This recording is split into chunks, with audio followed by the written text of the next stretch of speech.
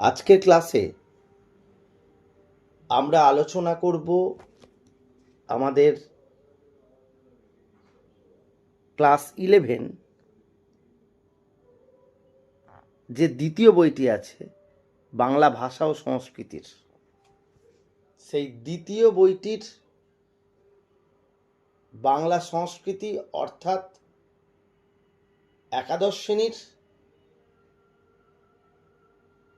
সাহিত্যের ইতিহাস পর্বটি প্রথম সেমিস্টারের প্রাচীন ও মধ্যযুগ সেই বিষয়টি নিয়ে। এখন এই বিষয়টি নিয়ে অনেকের একটা ভয়,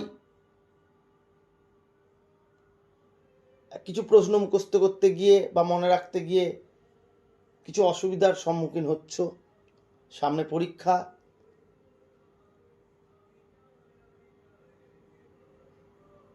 মনে রাখতে পারছো না, এত অনেকটা বড় সিলেবাস কি করে হবে সেই নিয়ে চিন্তিত হওয়ার কোনো কারণ নেই। আমি বাছাই করা কিছু প্রশ্ন তোমাদেরকে বলছি এবং তার উত্তর সহ তোমরা সেইটুকু যদি করে যাও তাতে তোমাদের পরীক্ষায় অনেকটা লাভ হবে। হ্যাঁ, আমি জানি যে দশম শ্রেণীর পর একাদশ শ্রেণীর মধ্যে গ্যাপ আছে, সেই গ্যাপটা পূরণ হয়নি বলে সাহিত্যের ইতিহাস ব্যাপারটাকে একটু তোমরা এড়িয়ে যাচ্ছ, ভালো লাগছে না এই বইটা পড়তে, এরকম বিভিন্ন কথা শুনি। কিন্তু এটাও ঠিক, তোমরা যখন উচ্চশিক্ষায় যাবে তখন তোমরা এই সাহিত্যের ইতিহাস নিয়ে তোমাদেরকে একটু পড়াশোনা করতে হবে। সেই জন্য এখন থেকে যদি তোমরা সেটাকে পড়ে চেষ্টা করো অনেকটা লাভবান হবে। যোগ আমরা পরীক্ষা অভিমুখে যতটা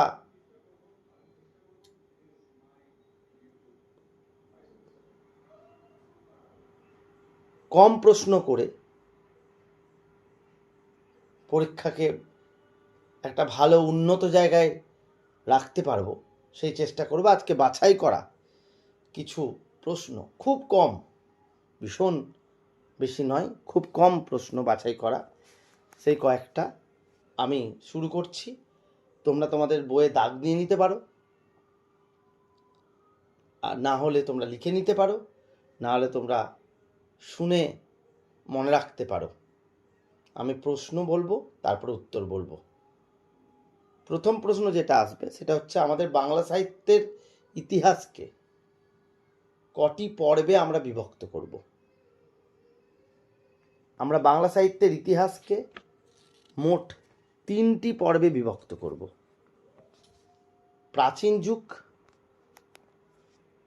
মধ্যযুগ এবং আধুনিক যুগ। প্রাচীন যুগ আর মধ্যযুগের মাঝখানে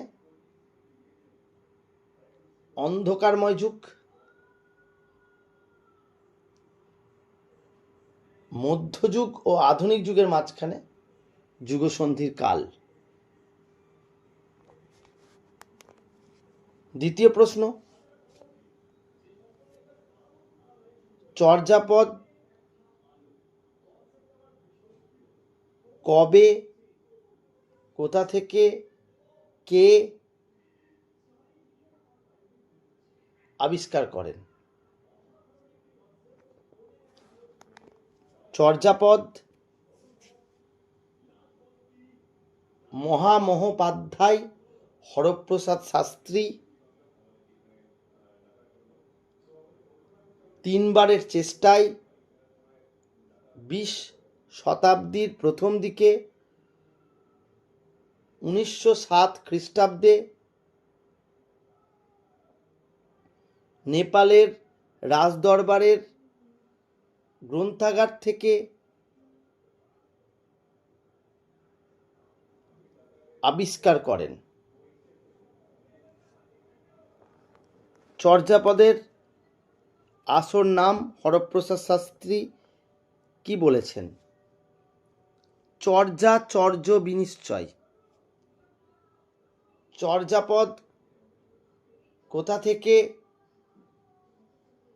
কবে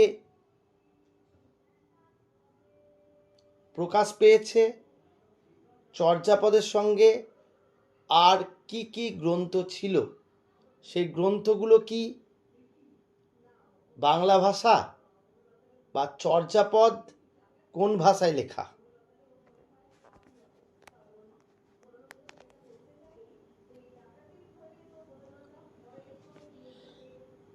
চর্যাপদ 1916 সালে বঙ্গীয় সাহিত্য পরিষদ থেকে হরপ্রসাদ শাস্ত্রীর সম্পাদনায় 1000 বছরের পুরানো বাংলা ভাষায় বৌদ্ধ গান ও দোহা নামে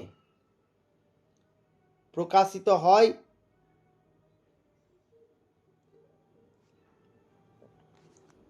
চর্যাপদ এর সঙ্গে আরও 3টি গ্রন্থ প্রকাশিত হয়, কিন্তু চর্যাপদ বাংলায় আর বাকি 3টি গ্রন্থ বাংলায় নয়।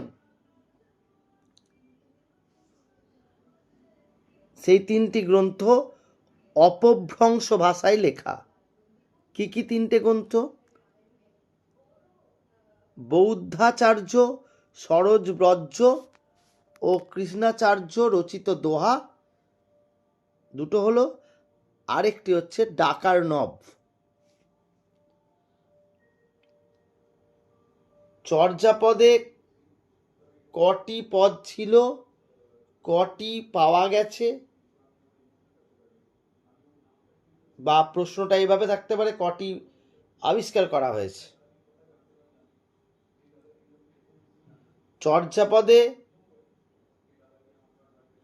পদের সংখ্যা 50টি, অনেকে 51টি বলে।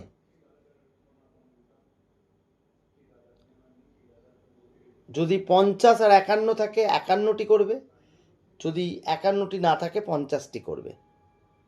আর আবিষ্কার হয় 46.5টি, মানে 46টি সম্পূর্ণ এবং একটি খণ্ডিত অসম্পূর্ণ পাতাটি পাওয়া যায়নি, অর্ধেকটা ছিঁড়ে যায়।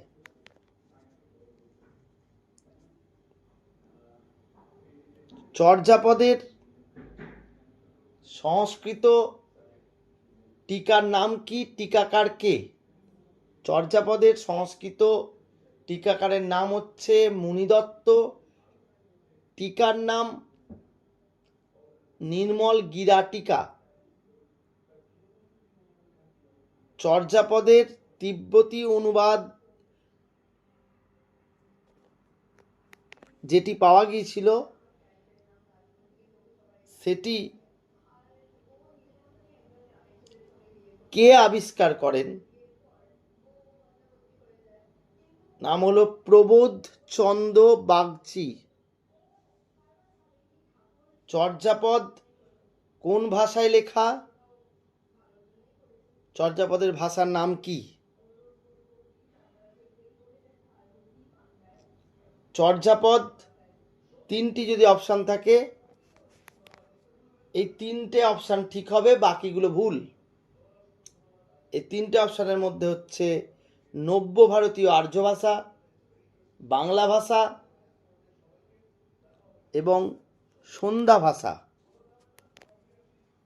চর্যাপদের ভাষায় 3টেই থাকতে পারে, যে কোনো একটা থাকলে উত্তর ঠিক হবে। বা প্রাচীন বাংলা, শুধু বাংলা না বলতে পারে প্রাচীন বাংলা।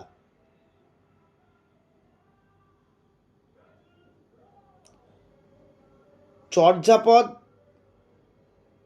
কবে লিখিত, এই প্রমাণ কে আমাদেরকে নিশ্চিত করেন?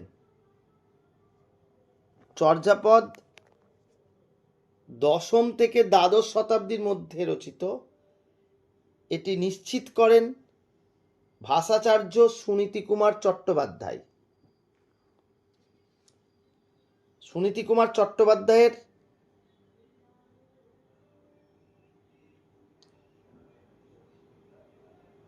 কোন বইয়ে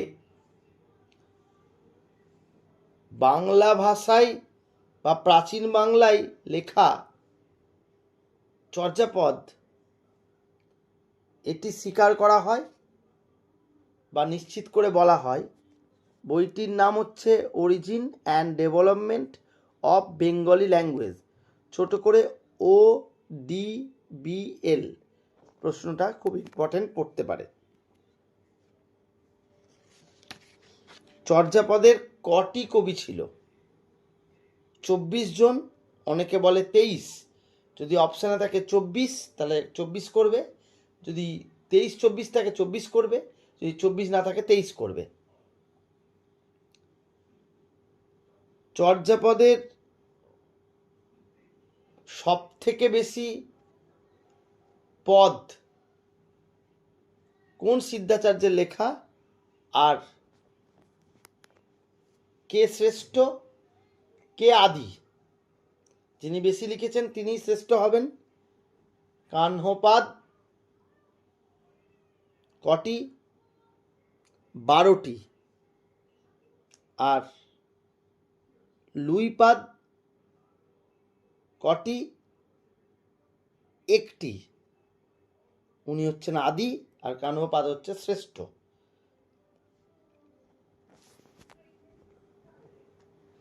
উঁচা উঁচা পাবত তহি বসই সবরি বলি বালি, এটি কার লেখা? কততম পদ? সবর পাদের লেখা 28 নম্বর পদ।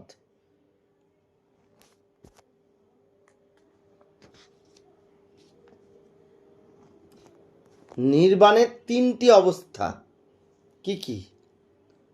শূন্য, বিজ্ঞান, মহাসুখ।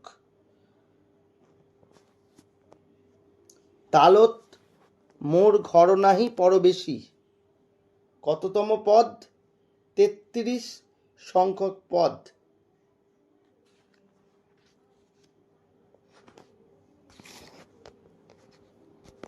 আর কিছু করার দরকার নেই চর্যাপদ থেকে, অর্থাৎ প্রাচীন বাংলা ভাষা সাহিত্য থেকে। এবার আসি মধ্যযুগের বাংলা সাহিত্য। মধ্যযুগের বাংলা সাহিত্যকে কটি ভাগে ভাগ করা যায়? 3টি ভাগে, যেটি চৈতন্যদেবকে কেন্দ্র করে। প্রাক চৈতন্য, যেটাকে পূর্ব চৈতন্য বলছি, অর্থাৎ চৈতন্যদেবের আগের সময়টা। কখন? 14th-15th শতাব্দী, অর্থাৎ 1350 থেকে 1500 পর্যন্ত। 2 চৈতন্য পূর্ব, ষোড়শ শতাব্দী, 1500 থেকে বা 1501 থেকে 1600 বা 1599। 3 চৈতন্যোত্তর পর্ব বা চৈতন্য পরবর্তী পর্ব, সপ্তদশ, অর্থাৎ 1601 থেকে 1760 বা 1800, অষ্টাদশ শতাব্দী।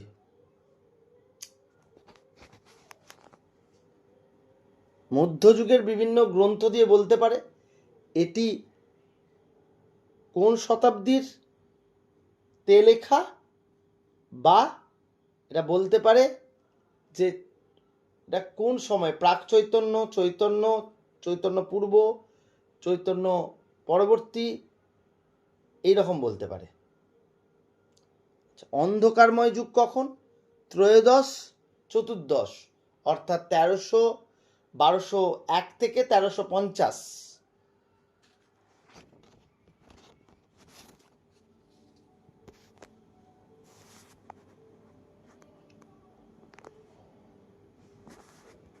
হিন্দু কবিদের ভাষায় কে লিখতেন? নৃপতি তিলক।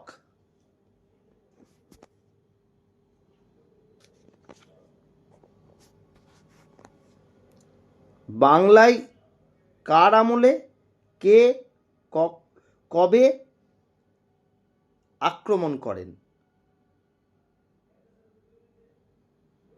1203 খ্রিস্টাব্দে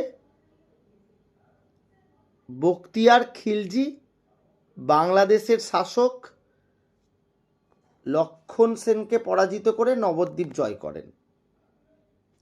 এর ফলেই হচ্ছে আমাদের অন্ধকারময় যুগ নেমে আসে, যেটাকে বন্ধা যুগ বলছে, কিছু আর লেখা হচ্ছে না বাংলা। তারপরে মধ্যযুগের প্রথম কাব্য কি, কে কবে কোথা থেকে আবিষ্কার করেন? শ্রী বসন্তরঞ্জন রায় বিদ্যদল্লভ 1909 খ্রিস্টাব্দে বাঁকুড়া জেলার কাকিল্লা গ্রামের অধিবাসী দেবেন্দ্রনাথ মুখোপাধ্যায়ের গোয়াল ঘর থেকে আবিষ্কার করেন। প্রকাশ কবে করেন এই শ্রীকৃষ্ণ কীর্তন, যেটা আমরা প্রথম কাব্য বলছি?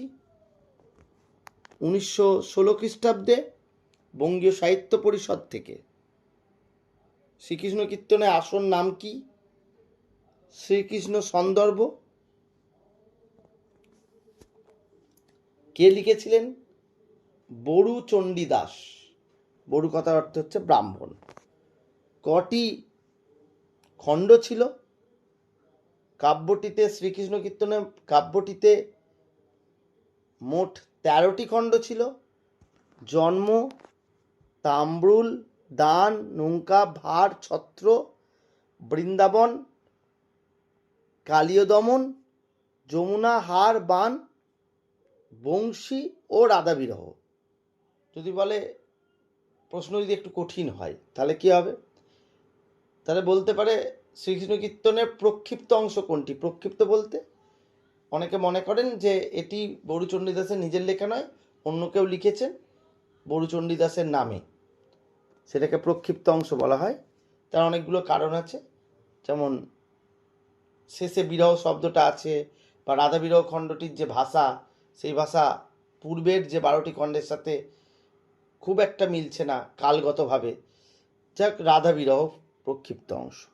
3টি চরিত্র কৃষ্ণ, রাধা, বড়াই উক্ত প্রত্যুক্তিমূলক কি ছন্দে লেখা? পয়ার ত্রিপতি। তারপরে অনুবাদ সাহিত্য।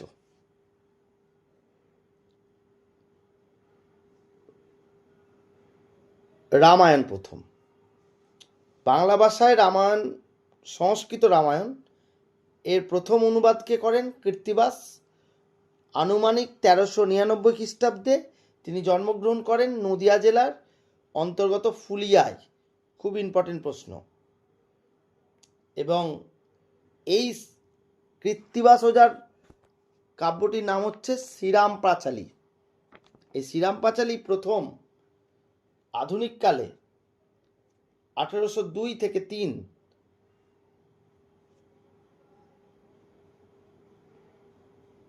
ছাপা আকারে প্রকাশিত হয়, মানে ছাপা হয়, মুদ্রিত হয়। মধ্যযুগের কোনো কাব্যই তো মুদ্রিত নয়, কারণ লিপিকররা লিখেছেন। আমরা ক্লাস 10-এ পড়েছিলাম যে হারিয়ে যাওয়া কালি কলম লিপিকররা গ্রন্থ লিপিকরণ করত, সেইভাবে। কিন্তু প্রথম মুদ্রিত হয় এই গ্রন্থটি। তিনি কোন শতাব্দীর কবি? পঞ্চদশ শতাব্দীর কবি। এছাড়াও সপ্তদশ শতাব্দীর একজন কবির নাম নিত্যানন্দ আচার্য, তার কাব্যের নাম হচ্ছে অদ্ভুত আচার্যের রামায়ণ।